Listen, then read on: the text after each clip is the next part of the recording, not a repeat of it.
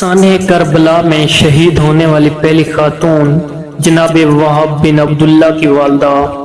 تاریخ کربلا میں بہت سارے ایسے موارد دکھائی دیتے ہیں جہاں ماؤں اور بیویوں نے مردوں کی حوصلہ افزائی کی اور انہیں فداکاری اور جانساری پر آمادہ کیا۔ ان میں سے ایک جناب وہاب بن عبداللہ بن حباب کلبی کی والدہ بھی ہیں۔ وہ اپنے بیٹے اور اپنی بہو کے ساتھ کربلا میں موجود تھیں۔ روز عاشور وہاب کی ماں نے وہاب سے کہا، بیٹا دیکھو فرزند رسول کی مدد کرنا۔ وہاب میدان میں گئے، بہت سارے یزیدیوں کو واصل جہنم کیا، زخموں سے چور ہو کر ماں کے پاس واپس آئے اور کہا، اے مادر گرامی، کیا آپ مجھ سے ناراض ہیں؟ وہاب کی ماں نے جواب دیا، جب تک تم فرزند رسول کی حمایت میں شہید نہ ہو جاؤ اس وقت تک میں تم سے راضی نہیں ہوں۔ اسلام میں ابتدائی جہاد اور میدان میں جنگ کرنا عورتوں پر واجب نہیں ہے، حتیٰ کہ کربلا میں جو جنگ دفاعی تھی، امام حسین علیہ السلام نے عورتوں کو جنگ کرنے کی اور میدان میں جانے کی اجازت نہیں دی۔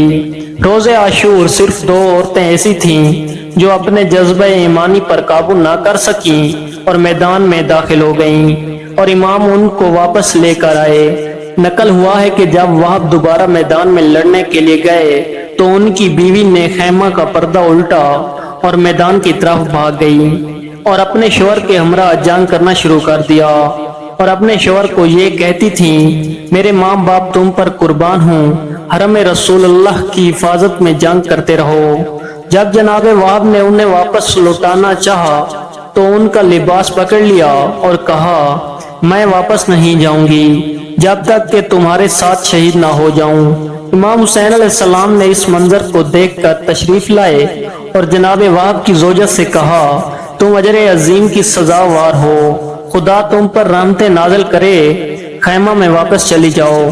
امام کے حکم سے واپس چلی گئیں اور جناب وہاب جنگ کرتے کرتے شہید ہو گئے۔ وہاب کی تازہ شادی ہوئی تھی۔ روز عاشورہ شادی کو ابھی 17 روز سے زیادہ کا عرصہ نہیں گزرا تھا جب انہوں نے نصرت فرزند رسول صلی اللہ علیہ وآلہ وسلم میں جام شہادت نوش کیا۔ وہاب کی شہادت کے بعد ان کی والدہ ان کے سرانے آئیں اور وہاب کے چہرے سے خون کو صاف کرنا شروع کیا۔ شمر اس منظر کو دیکھ رہا تھا۔ اس نے اپنے غلام کو وہاب کی ماں کے سر پر ضربت لگانے کا حکم دیا۔ غلام نے آگے بڑھ کر ایک کڑی ضربت لگائی، وہاب کی والدہ کے سر میں شگاف پڑ گیا اور اپنے بیٹے کی لاش کے پاس شہید ہو گئیں۔ یہ سب سے پہلی وہ خاتون تھیں جو واقع کربلا میں شہید ہوئی تھیں۔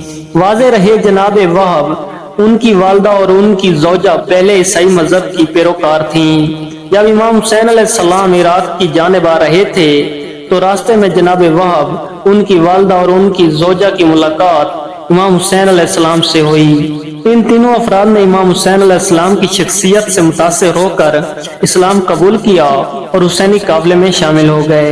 وسلام ناظرین، پلیز ہمیں سپورٹ کریں اور ہمارے چینل کو ضرور سبسکرائب کریں۔